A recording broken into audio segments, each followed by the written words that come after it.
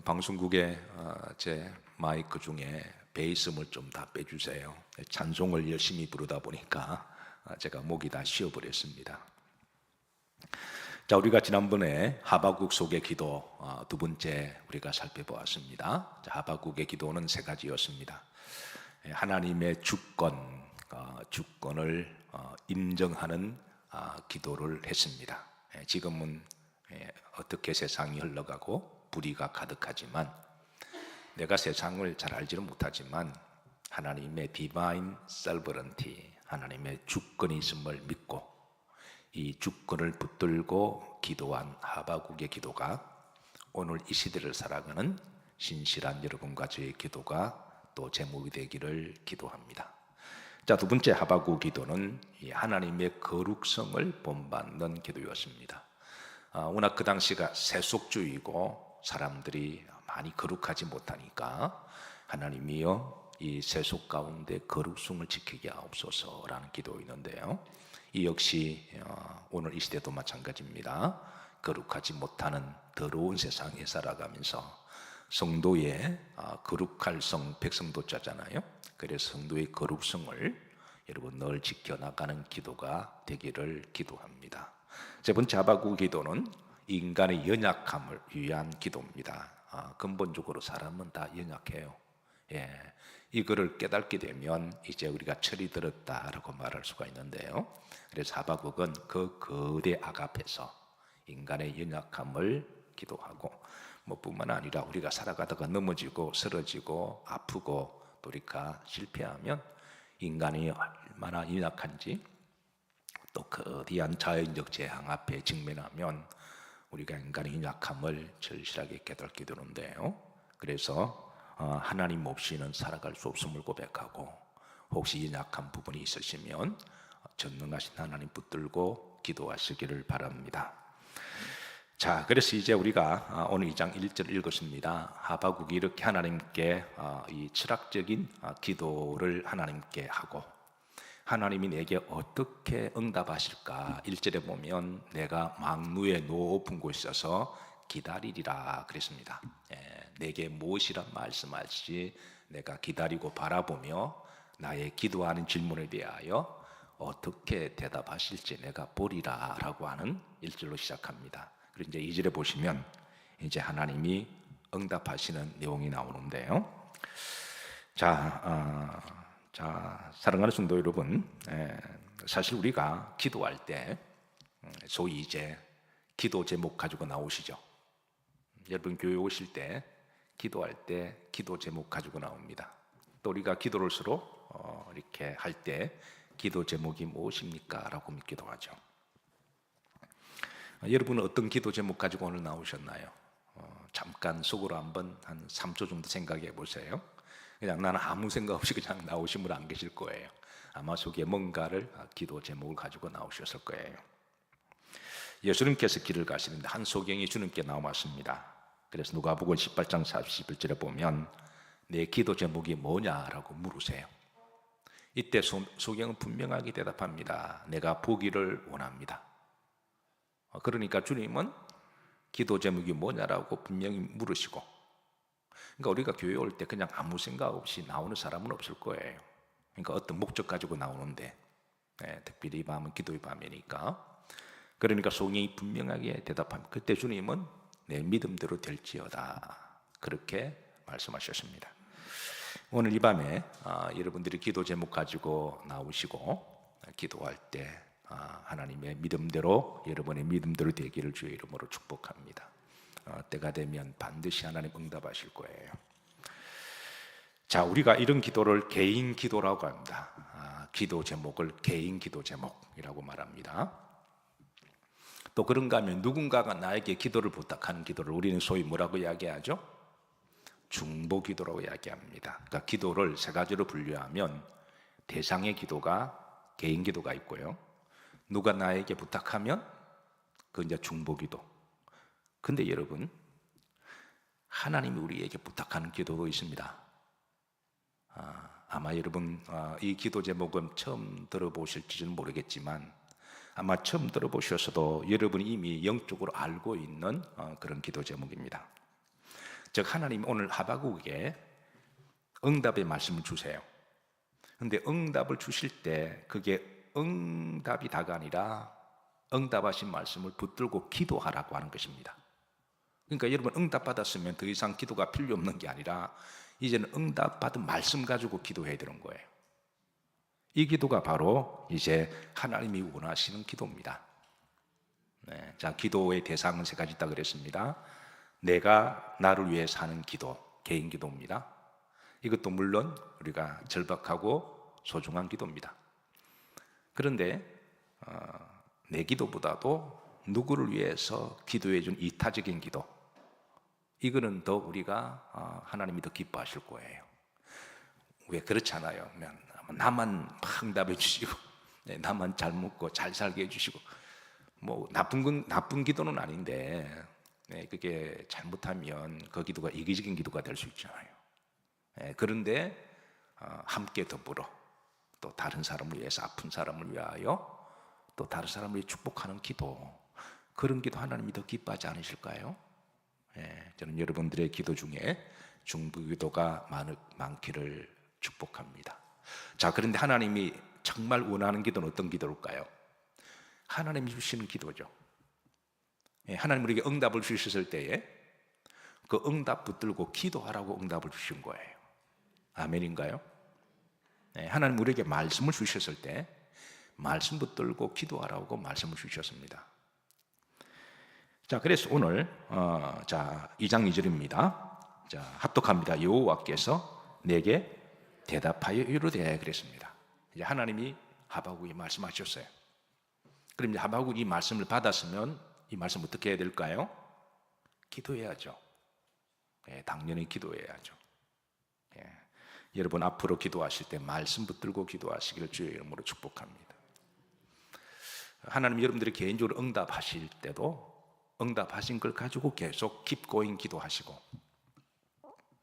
또 여러분이 말씀 읽을 때도 말씀 붙들고 성령의 감동을 주시는 말씀이 있다 보면, 여러분 뭐 정독하시거나 통독하시다 보면 어느 한순간에 마음에 감동을 주시면 그 말씀 붙들고 기도하시고, 또 여러분 주일날 말씀 들으시잖아요. 예배 시간마다 말씀 듣고 은혜 된다, 좋다 이거로 판단하지 마시고 그냥 나에게 주신 말씀 붙들고 기도하는 신앙의 습성과 영성이 있기를 주의 이름으로 축복합니다.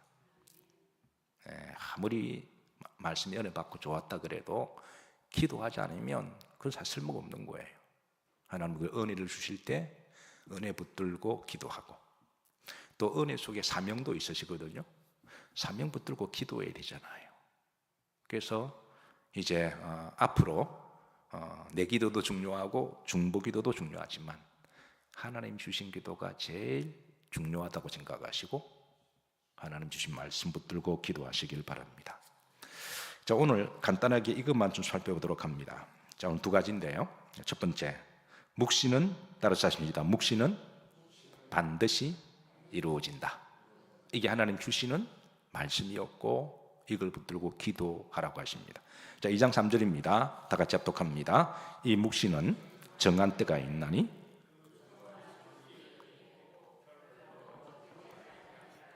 비록 더딜지라도 기다리라. 지체되지 않고 반드시 응하리라. 자, 하나님 주신 응답이 이렇습니다. 이 묵시는 때가 있다. 때가 있다. 하나님이 응답할 때가 있으시다. 두 번째는 따라서 기다리라.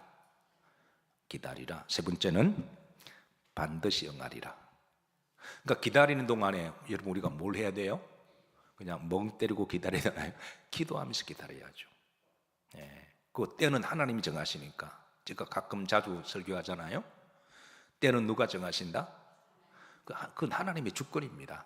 그건 하나님이 하시는 거예요. 그러면 하나님이 하시는 일이면 그것도 맡기는 것도 믿음이니까, 그러면 하나님이 기다리게 하실 때는 어떻게 해야 돼요? 그 기도하면서 기다려야죠. 그럼 하나님은 그 기도 양이 채워지면 하나님은 응답하십니다. 우리는 지난번 말씀에 하나님의 주권에 대한 믿음을 함께 나누었습니다. 신학적으로 Divine Sovereignty라고 제가 말씀드렸습니다. 하나님께서 섭리와 통치하심이라고 말씀하셨는데, 하나님의 통치는 이제 하나님이 어떤 큰 그림을 그리고 계시고, 그리고 그 그림을 반드시 하나님은 목적지까지 가셔서 이루시는 하나님이십니다. 아무리 사탄의 역사가 방해한다고 할지라도, 길을 막을지라도 하나님은 반드시 그 길을 이루시는데요, 가령 어떤 사람이 등산을 하기 위해서 산에 갑니다. 그런데 누가 그 등산길을 막아놨습니다. 그 어떤 사람인지는 알 수는 없지만, 의도적인지 적인지 아니면 우연히 그런지는 모르겠지만, 어쨌든 길이 막혀 있으면 이 길이 아닌가벼, 그렇게 돌아가는 사람이 있고, 어떤 사람 힘들지만 또 돌아서 가면 되잖아요. 또 다른 길을 찾아서 가면 되잖아요. 그런 믿음의 의지만 있으면 하나님은 반드시 길을 내시고 목적지에 도착하게 하시는 것, 바로 이것이 바로 하나님의 섭리고 또 하나님의 통치 방식입니다. 그래서 하나님께서는 하박국에게 바로 때가 있다, 그리고 기다리라, 그리고 이루어지니까 기도해라 그러시는 거예요. 오늘 이 말씀 붙들시고 기도하시길 바랍니다. 자, 두 번째, 그 유명한 말씀입니다. 4절입니다. 자, 이 말씀 합독하실 때, 자, 우리가 잘 아는 말씀이 등장합니다. 합독합니다. 보라, 그의 마음은 교만하며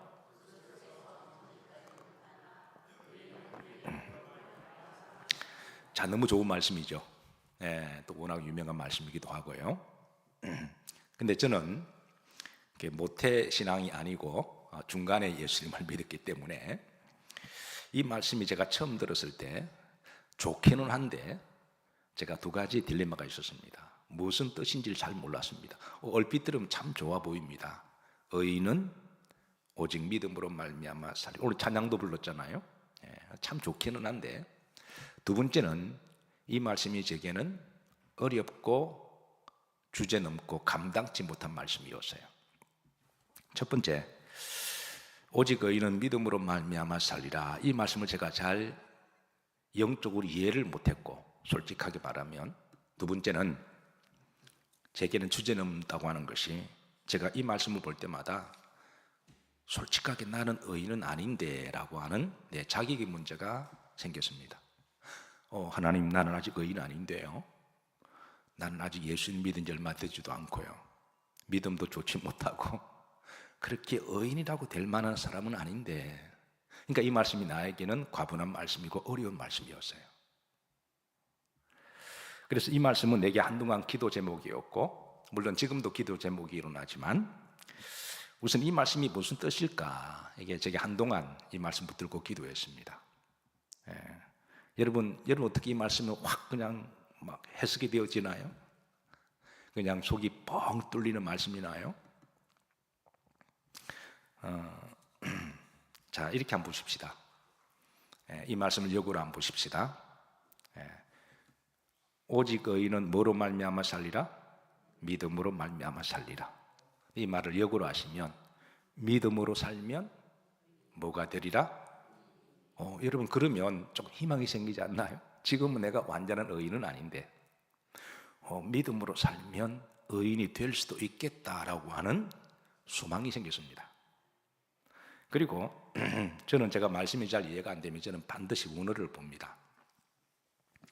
물론 이제 원어를 보는 그 복잡한 과정을 교회가 신학교가 아니기 때문에 제가 여러분들에게 다 말씀드릴 수도 없고, 또 상세하게 이야기하면 또 목사님이 또 아는 척한다 그러실 것 같아서, 그래서 이제 중요한 부분만 이제 전해드리는데요. 이 의인은 믿음으로 살리라, 이 말씀이요, 시제로 보면 미래 완료형 시제입니다. 우리나라에는 이런 문법적 구조가 없기 때문에 약간 조금 헷갈리기는 한데요, 우리나라는 과거, 현재, 미래밖에 없잖아요. 그런데 현재이기도 하면서도 미래를 포함하는 시제가 미래 완료형 시제인데요, 이 말씀이 그렇습니다. 그러니까 믿음으로 살면, 이건 현재잖아요. 그리고 앞으로 계속 쭉 따라서 하십니다. 쭉 앞으로 계속 믿음으로 살아가면 어느 시점에 의인이 된다라는 거예요. 여러분, 제가 이해가 되어지면 여러분도 이해가 되지면 아멘 하세요. 그러니까 자격적으로 보면 지금은 아닙니다. 과분한 말씀이고, 하나님 제가 의인이라고요. 제가 이걸 이제 고등학교 3학년 때 이 말씀을 들었거든요. 저는 고등학교 1학년 때부터 제 발로 교회 갔기 때문에.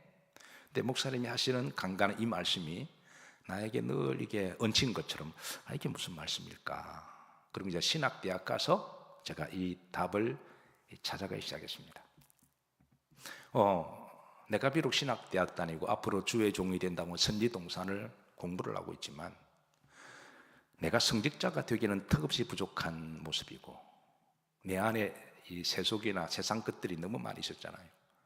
또 우리 집안이 또 우상숭배 집안이어서 좋게 말하면 장손이라 그러는데 예수님 믿고 난다 보니까 우상숭배 집안이더군요. 그런데 이제 그러니까 이 말씀이 더욱더 제게는 이해가 안 됐죠. 그런데 어느 날 하나님이 긍휼히 보셔서 지금은 아니다.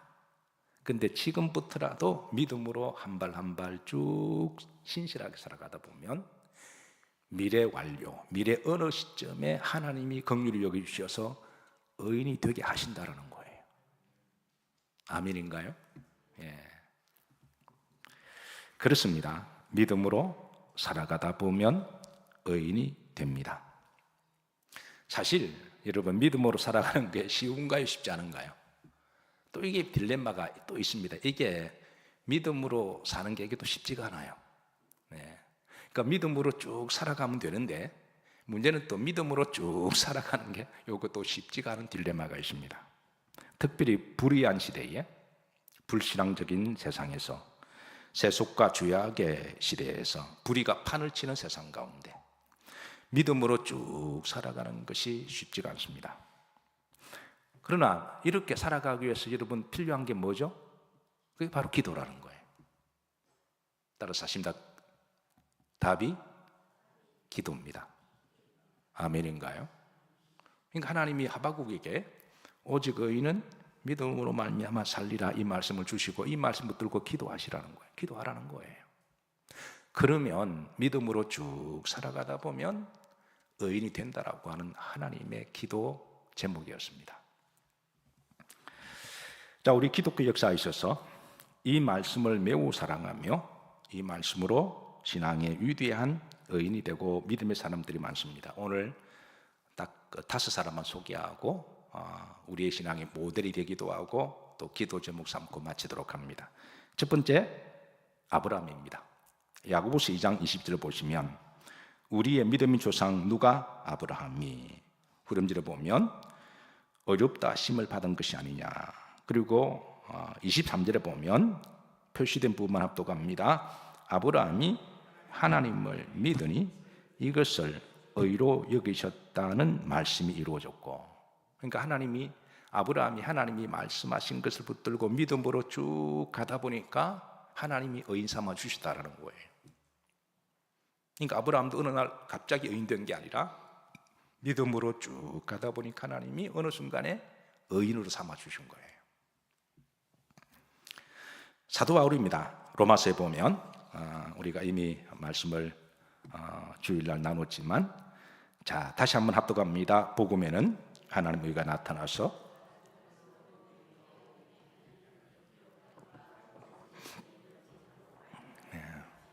그 바울도 역시 바울이 사울이었을 때 얼마나 악하고 독하고 뱀 같은 냉정하고 차가운 사람이었나요? 그런데 바울도 이 말씀 붙들고 믿음으로 쭉 주신 사명대로 살아가다 보니까 하나님이 이제 사울을 바울 되게 하신 거죠. 갈라디아 성도들에게도 이 말씀을 알려줍니다. 후렴절입니다. 3장 11절에 보면 합독합니다. 의인은 믿음으로 살리라 그랬습니다. 의인은 믿음으로 살리라. 히브리서 기자도 10장 38절에 이렇게 말합니다. 합독합니다. 나의 의인은 믿음으로 말미암아 살리라 그랬습니다. 그러니까 이 말은 역으로 믿음으로 쭉 살아가다 보면 의인이 된다라는 거예요. 그렇다고 여러분 믿음으로 사는 걸 만만하게 우리가 봐서는 안 됩니다. 입으로 사는 게 믿음으로 사는 게 아니라 우리가 온 삶으로 인격으로 살아야 되기 때문에. 자, 루터입니다. 중세 영적 암흑 시대에 이 말씀 붙들고 위로받았고 버텼고 이 말씀으로 해서 위대한 역사를 이루게 되죠. 자, 마지막 다섯 번째가 누굴까요? 오늘 제가 다섯 사람만 소개한다 그랬죠? 자, 네 사람 소개했습니다. 그러면 이제 다섯 번째는 누굴까요? 맞습니다. 매 시대마다 하나님은 믿음으로 사는 의인을 요청하십니다. 아브라함은 아브라함 시대에 아브라함이 꼭 필요했고, 또 바울이 살던 시대는 바울이 꼭 필요했고, 중세 시대는 루트가 필요했듯이 매 시대마다 믿음으로 쭉 살아가는 사람들이 필요하고, 그런 이들이 그 시대의 영적으로 이어가는 남은 자들이 되어서 오늘 이 시대에 이 말씀을 받은 여러분들이 바로 믿음으로 쭉 살아가심으로 의인들이 되시기를 주의 이름으로 축복합니다.